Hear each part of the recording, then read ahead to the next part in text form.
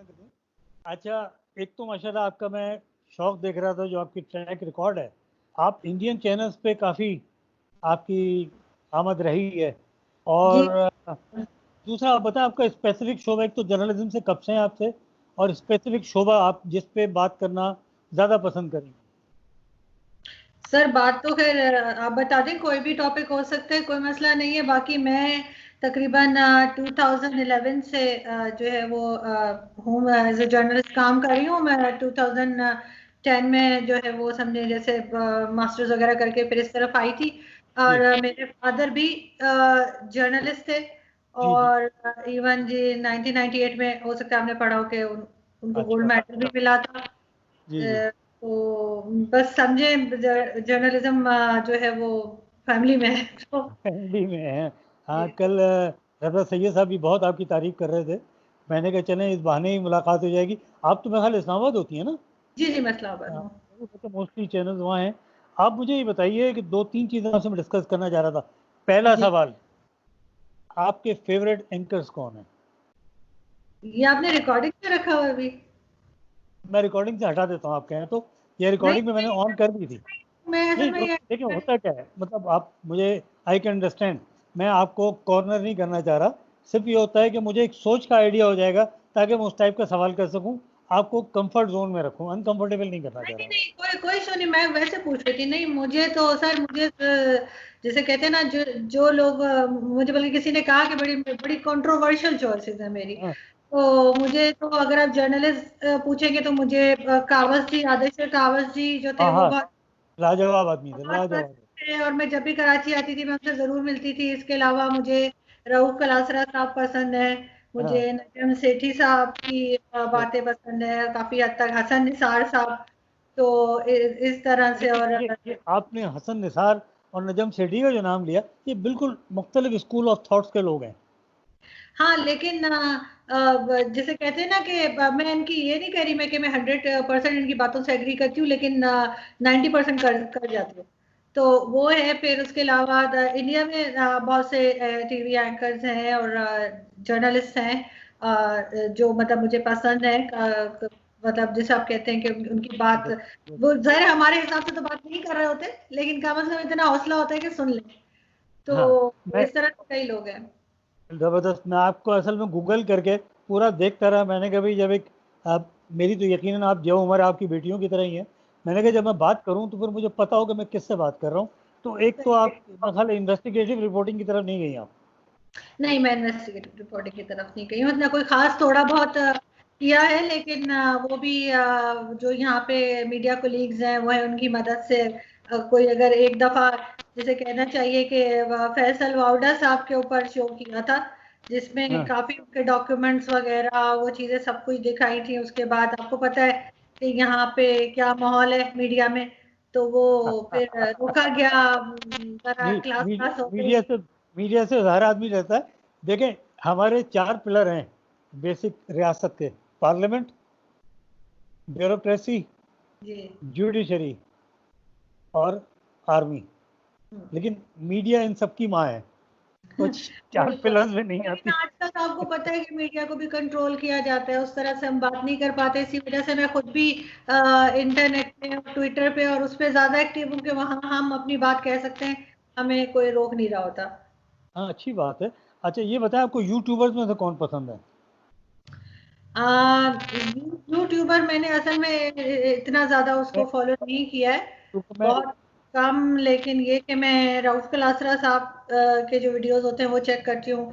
आजकल सबूक सैयद जर्नलिस्ट हैं जी जी इस्लामाबाद जी। में। उनके वीडियोस बिल्कुल चेक करती हूँ मैं। अच्छा, मैं बहरहाल फॉलो करता हूँ वक़ार मलिक को और अच्छा सिद्दीक जान को, और उनके साथ अच्छा, मेरा मुझे इंटरेक्शन भी सदीक रहता जान पसंद नहीं है।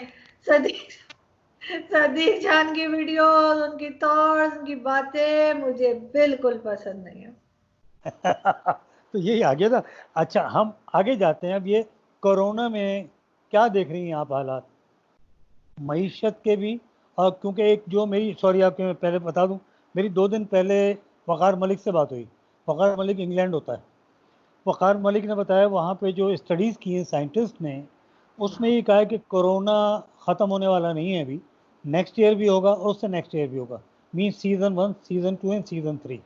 तो अब दुनिया में ख्याल है 9/11 के बाद इतनी चेंज नहीं हुई जितनी कोरोना के बाद ये चेंज हो जाएगी। आपका क्या ख्याल है?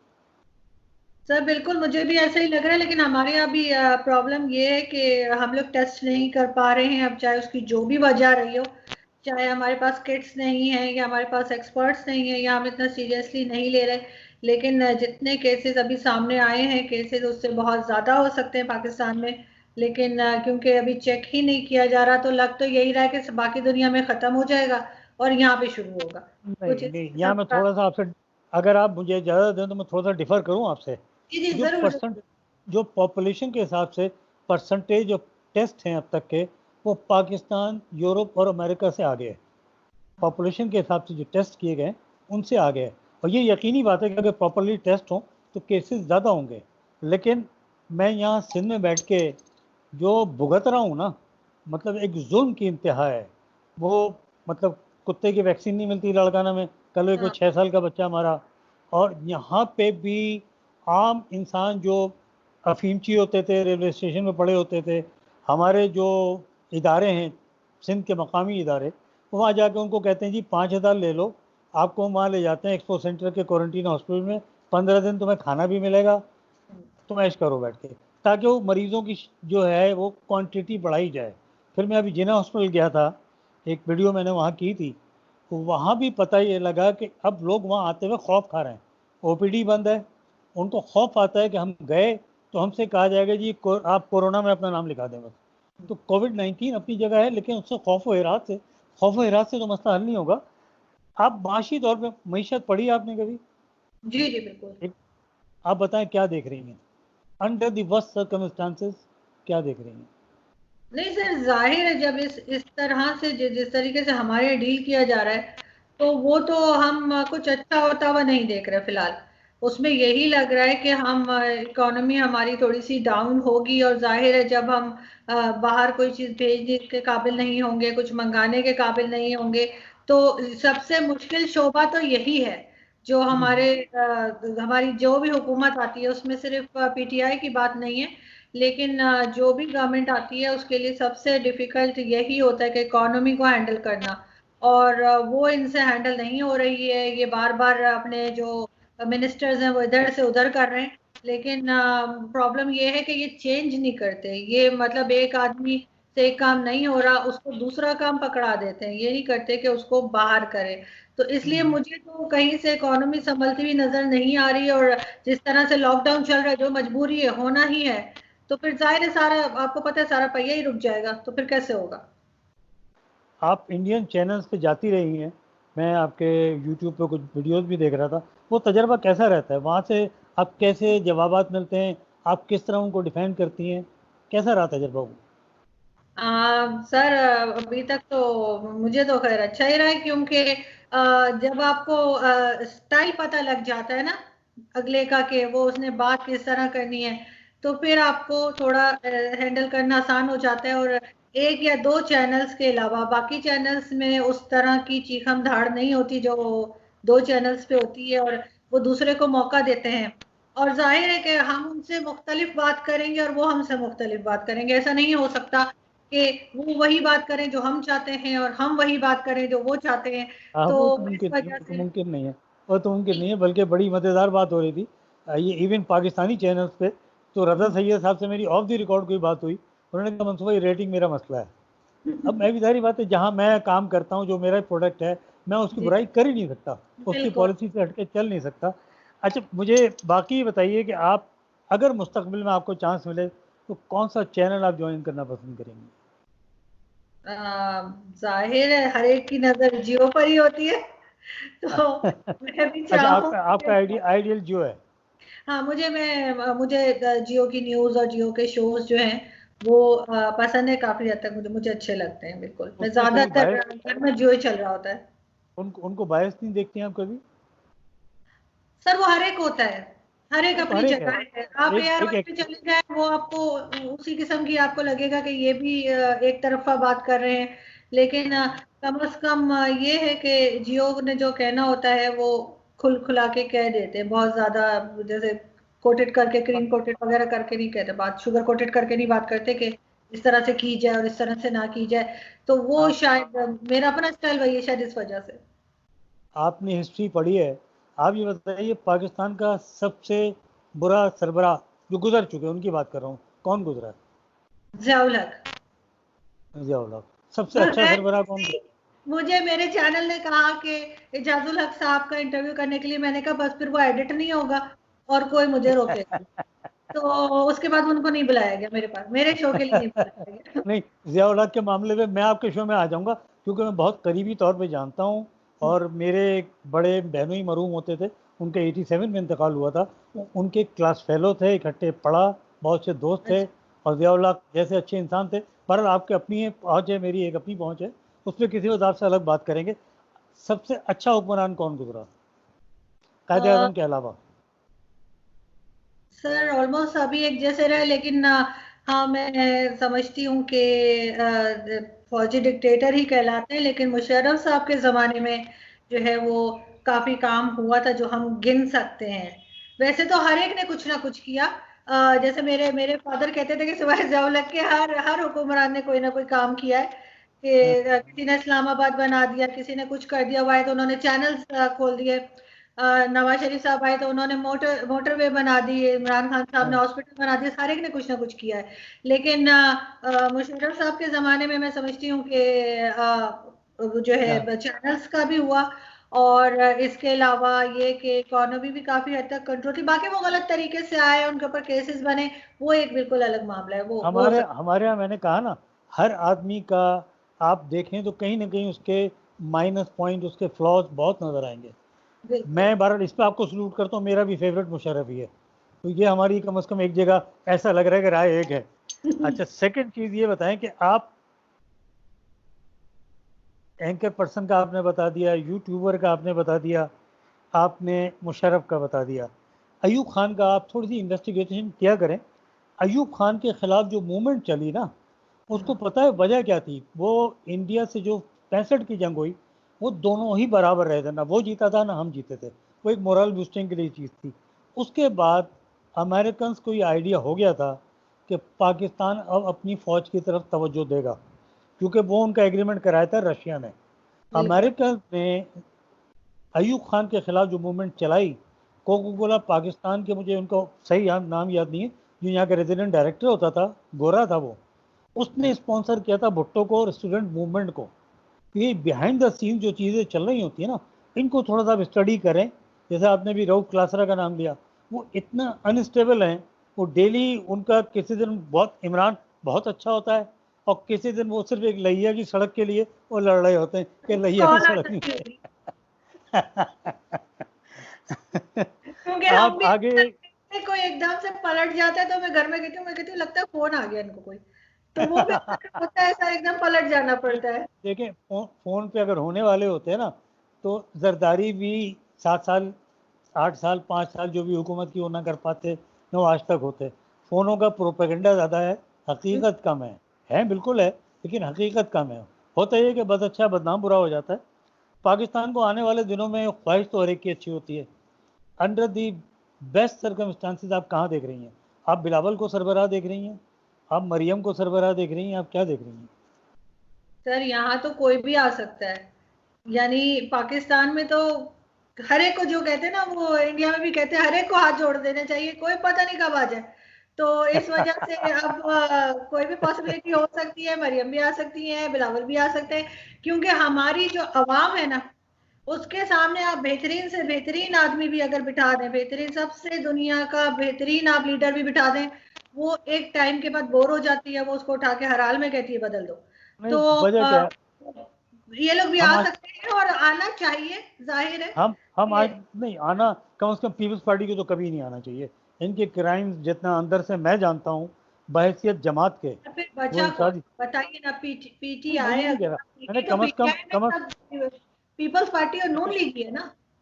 ये नहीं कह रहा, वो लीडर तीसरा भी भी उठ के आ सक कोई तीसरा भी उठ के आ सकता है, कोई तीसरा भी उठ के आ सकता है, वो नहीं है। सिर्फ चीज़ ये है कि हम, हमारे अंदर जो एक अलमिया है ना, हमें आज तक किसी ने एक कौम बनाने की कोशिश नहीं की। ईरानी एक कौम है, तुर्क एक कौम है, सऊदीज़ एक कौम है, हम एक कौम आज तक नहीं बने। और जिस दिन हम एक कौम बन जाएंगे ना, ये जो मदारी कोई भी हो जो हमें नचाता है ना, वो नचाने की हिम्मत छोड़ देगा। मैं हर एक के नारे में आ जाता हूँ। पहले मैं अल्ताफ हुसैन के नारे में आ गया, फिर मैं जरदारी के नारे में आ गया। मैं वही बात करने लगी थी आपसे कि देखें कुछ भी हो सकता है। मैं किसी ने सोचा नहीं था कि ये MQM कभी इस तरह से गायब भी होगी। जिस तरह से इन्होंने कराची का बेड़ा गर्क किया है वो शायद ही किसी और ने किया हो। तो जब ये हो सकता है तो आपकी प्राइम मिनिस्टर की सीट पे और सदर की सीट पे कोई भी आ सकता है, कहीं से भी उठ के आ सकता है। हमारे यहाँ तो बाहर से ब्रीफकेस लेके भी आ चुके हैं, आपको मालूम है, जो मुशर्रफ साहब आए थे। हाँ बिल्कुल सही बात है। अपना शौकत अजीज आए थे, उससे बिल्कुल। पहले कुरैशी साहब आए थे। आप मुझसे कोई सवाल करना चाहेंगी? मुझे पकड़े ना, अब बिल्कुल। आप इतनी सीनियर एंकर हैं, अब मुझे पकड़े आप। मैं देखता हूँ अपने अल्फाज कितने मेरे मुंह में डालती हैं आप। नहीं नहीं, मैं उन एंकर्स में से नहीं हूँ जो अपने अल्फाज दूसरे से अच्छा, कोशिश करते हैं। मैं यही पसंद करती हूँ कि आप नहीं, अपनी कोई बात करें। फिर जियो सर पे अब जाने का ना, फिर जियो पे जाने का ना सोचिएगा आप। वहाँ अल्फाज मुंह में डाले जाते हैं। सर वो हर चैनल पे होता है, कहाँ कहाँ नहीं होता। तो अच्छा, मुझे जी मुझे ये बताइए। बताइए ना सर कि अब आप, क्योंकि मुझे तो बहुत टाइम हो गया, मैं कराची से, मैं तो बचपन में इस्लामाबाद आ गई थी, उसके बाद बहुत कम आना जाना हुआ। लेकिन कराची जो है वो अभी भी कराची का वही हाल है।